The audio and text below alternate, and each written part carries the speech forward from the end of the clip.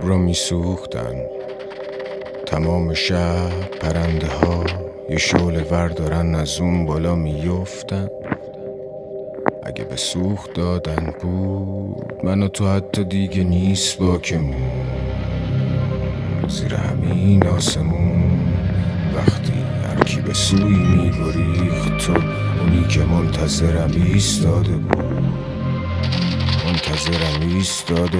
شب کور دوبارم این ور بوم، بزا زمین چمدون کنارم یه همه دور. خونه منطقه ممنوع، خود منظر مفهوم. کل دفتر من سوخت، همه ناقل خبر من سوخت. اینا پاچیدمون پاچیدمون تو بغلم باقی بمون. میتابی تو عمق شب تار، اونچه تو بحت غم باغ. برد درون من تن داغ، گوش زبون من کر و لال. روح سبود در پرکاه، روی من و لب یار. دو آتیش این قبلنا، بالیچه بین چمنا. خالی شقر کمرا، نبازی چه سیل خبرا. چه تقلایی لا تقلا، جدولا زیر جدلا. با تبرهایی که اتلان، آشیون کلاغا رو در کلان. همه امیدمی تو هوام، دم تو میدمید. پی بهانه بر رویدنی، فدای لب بوسیدنیت. نوای قلب تو سینمی، تو قامتی که اسیر. سرمو به دامنت بپذیر، نجابتت که اسیر. لطافت یه نسیمی که میپذید جاری ریتم. بیام پیاله بادی شین، ببین زمین زاویه دید میشه از الان تا ابد. قافیه چید تو این پیچ تند گیج کن. کسی چه میدونه که چی میشه؟ حکمی بارید خون تاریخمون. تو بغل من باقی بمون. دیگه پلا ریختن، امید واهی عذابو میکنه طولانی تر. این سکان لب افتاده توی طوفان سخت. میذارم استخون لای زخم، محو تماشای موهای لختت. تو این حصار تنگ به بار سنگ، هر طوری بشه کنارتم.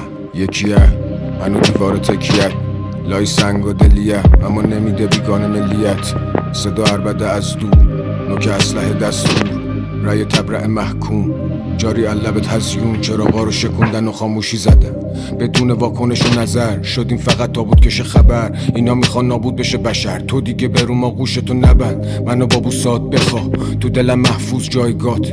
بی تو کابوس راه خواب، رو نوک نازک شاخه ها. تو هجوم آفت سر و بدتر گلوله داغن. داده تکیه به ستون لاغر تا بستن دکون آخر. جواب گندید تو لپ داور، روان درگیر دروغ و باور. من که با این چپق چاقم، خیره به افق باغم.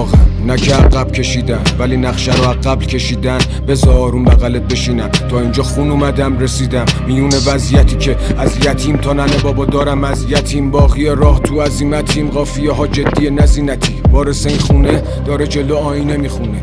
حادثه که خبری نداره، خبره که حادثه میکنه. چرخی که این چرخه رو میشناسه دیگه داره آهسته میرونه. حالا یه ناکسه بی بوته داره واسه جایزه میدوه. لب هرس همو غمش طرف است، مملکت خود مرکز. دلم خونه چشمم پنجره است، جنگ منفعت و معرفت. گفتگو خورد به کوه، جای چکش حفرمون.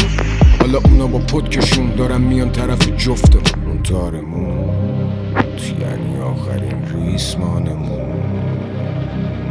اگه به سوخت دادن من تو حتی دیگه نیست باکمون. تو منتظرم ایستاده بود.